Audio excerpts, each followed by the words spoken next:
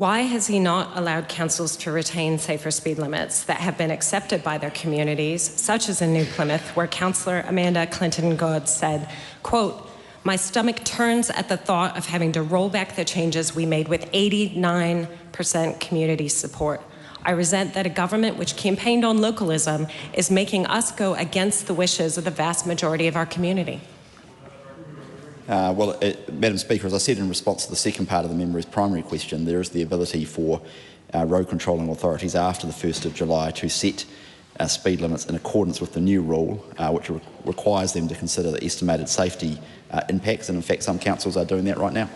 How is it fair to force variable speed limits onto communities who have made it clear they want to retain permanent safer speed limits, like Principal of Inglewood Primary, Juliet Vickers, who has said, quote, "A fixed 30-kilometre-an-hour limit provides clear, consistent messaging crucial for student safety. Variable limits create confusion and uncertainty, increasing the likelihood of drivers exceeding safe speeds and putting children at greater risk of harmful accidents." Well, Madam Speaker, the answer is the same as I gave in the earlier supplementary, which is that we just take a common sense view. Yeah, our board throughout this process is well aware of the safety implications of changing speed limits, and as Dean said, speed limits is just one aspect of the overall safety equation. In terms of this particular reversal rule, looking at the obligations of Auckland Transport and our board, the basis of the rule, which there is no appetite in central government to change and provide exemptions for, are the key policy provisions of the rule.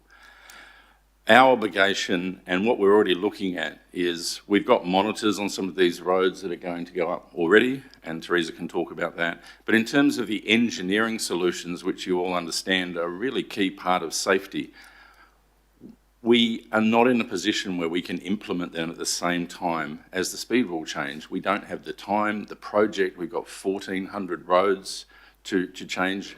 And so when you look at our obligations under the speed rule and our broader obligations, yes, our board is considering all those matters, and I think Teresa can talk about them when we talk about the future. Yeah, thank you. Got a number of questions, some of them answered by Councillor Dalton, which is good. But just so I can draw a fine point on it. So if we lowered speeds to protect children, it gets captured and the speeds are raised. If we didn't lower speeds to protect children, then they stay the same. Is that correct? That's how the rule's drafted. Wow. Okay. Okay. Look, just while I've got you, in terms of asking a question around the legal elements of this, does AT have a duty to its users on health and safety of the roads? And are you concerned about any increased legal risk in raising speeds?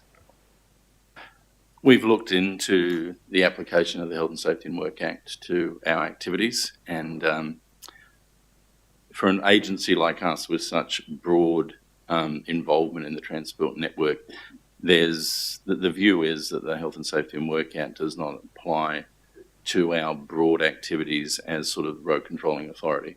Do have to consider safety aspects, and in this situation they've asked questions and been advised on the safety implications of speed limit changes right along, I think, Teresa.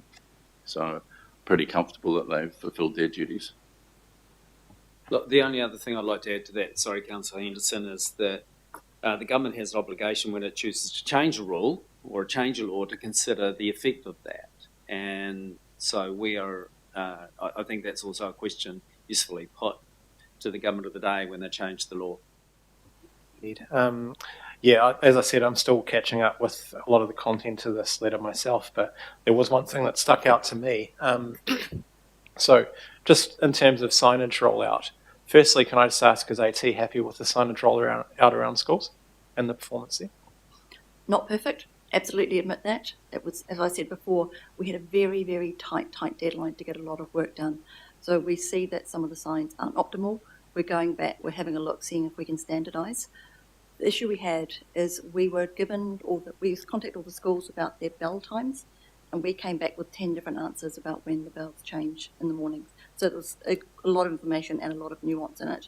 So we're going back, we're having a look, we haven't got 100% right on every occasion. Thank you, yeah, and appreciating that the time frame was not of your making. So thank you. Just two more. Thank you for your indulgence, Chair. Just moving on to the consultation element and essentially reversing the reversal, right? So can I just be super clear with communities that are really concerned, and in a lot of cases it's primary school principals, things like that contact me about this. We're embarking on a consultation period. Can I get crystal clear on what a community would need to prove to raise the speeds back to where they were before the reversal? What are the checkpoints that they've got to meet? Okay, so here's what we need to look at as it's specified in the rule. We need the role and function of the road, how the road is used, including different types of road users, why a speed limit change has been proposed rather than a different speed management intervention, a cost-benefit disclosure statement, which estimates the safety impact of the proposed change, number and severity of crashes, estimated impact of the proposed speed limit change. We also need to include estimated time impacts of proposed speed limit change, includes current mean operating speed, estimated mean operating speed, and the impact of the proposed speed limit change on individual journey time, collective journey time, accounting for average daily traffic volumes. So when I said it's quite a lot of information we need to gather per road, so that's how it's written in the rule at the minute. Goodness, so that's going to be a challenge to communicate to the public. Yeah. Are we planning to communicate this huge list to members of the public that actually are going to target their arguments to meet these requirements? How are we going to do that? I mean, this is public. It's a public document. So, as I said earlier, we are still working out how we're going to approach this, because we know we have lots of communities who would like us to get to things quite quickly.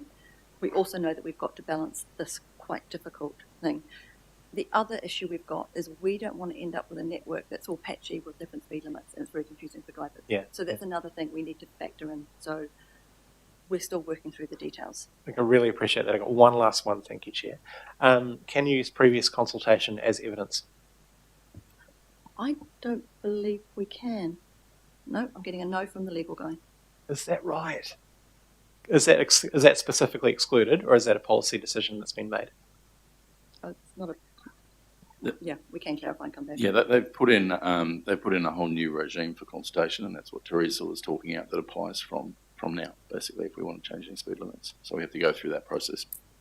Wow. Thank you so much for that. Thanks, Chair. No problem. Daniel. Speed limit signs. Yes, I know how to read, and they're not that complicated.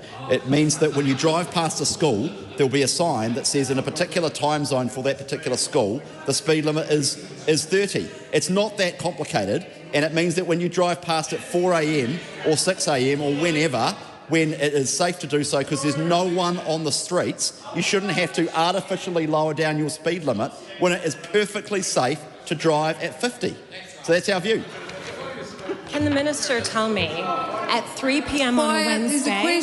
There's a question being asked. Looking at this sign, can the Minister tell me at 3 p.m. on a Wednesday, if he drives past the school, what speed should he be driving at? Well, no, because I need my glasses. But the point is, it will vary depending on the school and the local road controlling authority. But it's not that complicated. And pick up and drop off times relevant to the local school, relevant to the local council. The speed limit will be 30. At other times, it won't be. The Greens might find it hard to understand, but I think most Kiwis can get their heads around it. Quiet. Will he amend the rule to allow common sense speed limits to be kept where there is evidence of clear safety benefit? And if he won't, will he take responsibility for any increase in deaths as a result of automatic speed reversals required under the rule his government implemented and forced councils and communities to comply with? In relation to the first part of that member's question, the answer is no, because we think the balance we have struck is the right one, and our changes are common sense, and I think Kiwis agree with us.